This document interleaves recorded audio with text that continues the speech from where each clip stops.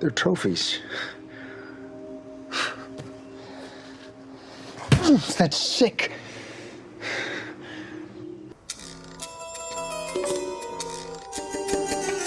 Three episodes into Dexter Original Sin, and one thing is certain. They nailed down a recreation of the vintage Miami vibe, albeit from an earlier era. And that is a big part of what is making it work. The cast is doing an admirable job recreating beloved characters from the original run, and this is a tricky business all around. But I think it works. Between most of the prequel cast having an almost uncanny resemblance to the original character, to the familiar musical cues that drive the stories, to the recreation of the chemistry between characters, to the all-around pacing of the show, it succeeds in feeling like an earlier period in the Dexter universe. Dexter's story has been pretty good so far, and perhaps the most interesting thing going on with the character is the origin of his need to keep trophies, and the potential trouble that comes with the territory. We know from the original run that Dexter loved himself a blood slide trophy, and his sacred collection of boxed trophies nearly led to his demise during the Season 2 hunt for the Bay Harbor Butcher.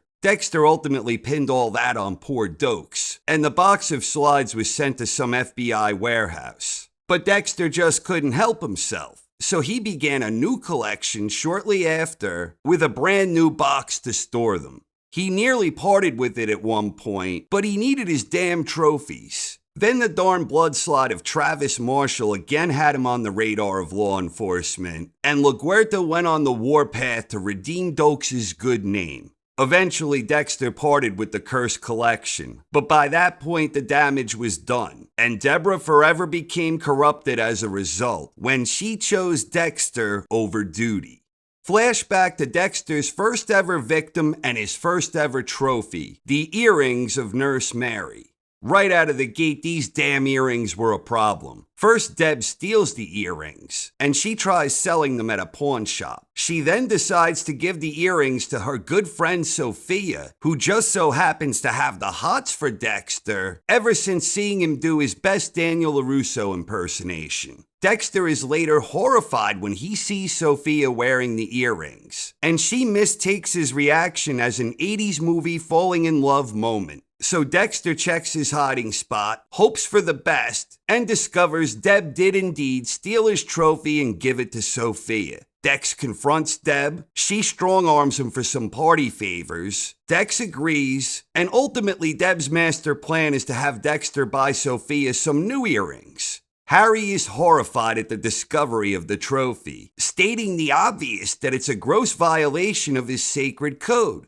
Harry demands Dexter remedy the situation and destroy the evidence, and Harry sternly warns Dexter, no more trophies. Dex gives Sophia the new earrings per Deb's bidding. She drops the old ones, Dexter snags them, problem solved. Dexter tosses them into the gator-infested waters after he finishes dumping his second victim. Crisis averted. Or was it?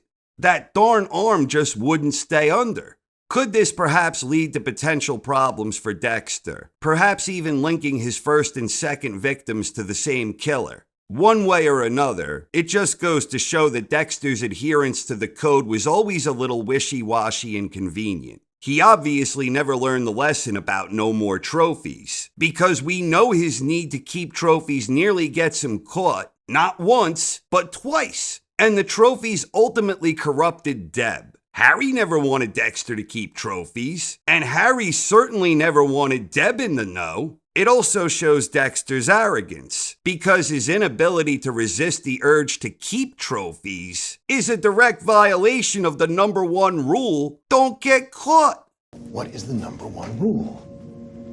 Don't get caught. And what are all the other rules for?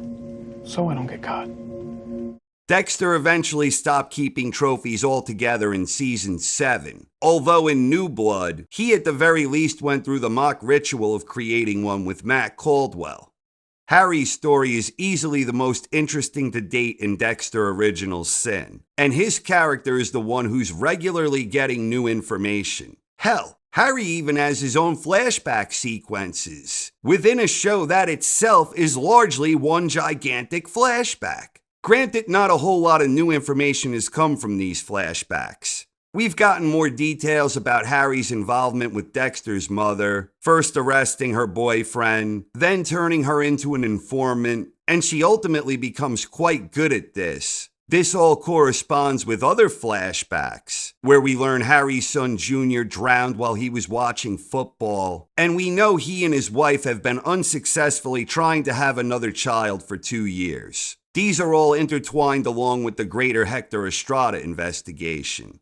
As far as Harry goes, there are still a lot of questions about how he evolved into Nutjob Harry. In fact, Original Sin thus far has produced more questions than answers. First, Harry is against Dexter working with Miami Metro, but eventually he believes that helping put murderers away will be enough to satisfy Dexter's demented urges. Harry, as always, stresses the importance of blending in. Interesting to note that Dexter is more observant than Harry, noticing the cigarette burn on his shirt, which he knows will bring forth the wrath of Deb.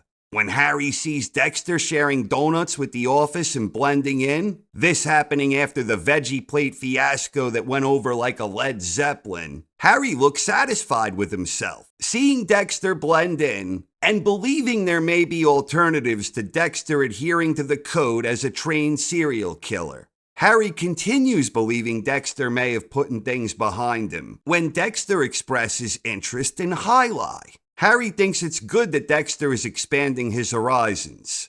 This begs the question, why the heck did Nutjob Harry decide to teach him the code in the first place? Does Vogel figure into this? Will Vogel even appear at all? And if so, was she truthful with Dexter? Or was she unreliable, like Dexter himself? Incidentally, is that supposed to be his brother? Back to the code, it's still a bit perplexing that Harry decided to go that route. Why teach him the code at all? Why not just teach him ways to suppress his urges and train him not to act on those urges? Was Harry so convinced that Dexter would inevitably murder that his inspiration was simply preparing to keep him out of jail? It's all a bit baffling, but it feels like we are headed toward greater insight here. Did Nutjob Harry create the Dark Passenger with his demented outlook? Could Dexter have lived a normal life if Harry taught him to find other outlets to suppress his Dark Passenger? After all, we know he went into self-imposed hibernation for 10 years, where he used the white buck to get the thrill of the hunt, and he never even killed the animal, showing tremendous self-restraint. As a final thought, the scenes between Dexter and Batista are especially interesting to me, knowing that Batista later discovers Dexter is alive, and that he was indeed the Bay Harbor Butcher, exactly as LaGuerta was convinced before Deb took her down. I'm interested in seeing this duo going forward, and wondering if we'll get anything meaningful in their backstory, perhaps some new insight and foreshadowing. At the end of the day, it's been fun watching an inexperienced Dexter learn his craft, but Nutjob Harry is the real story here so far, and the one with the most potential for more new information. What do you think? Please share your thoughts in the comments section. Thank you very much for watching, everyone. I hope you enjoyed, and have a wonderful night. Yeah, it's just Do you think I want to teach you these things?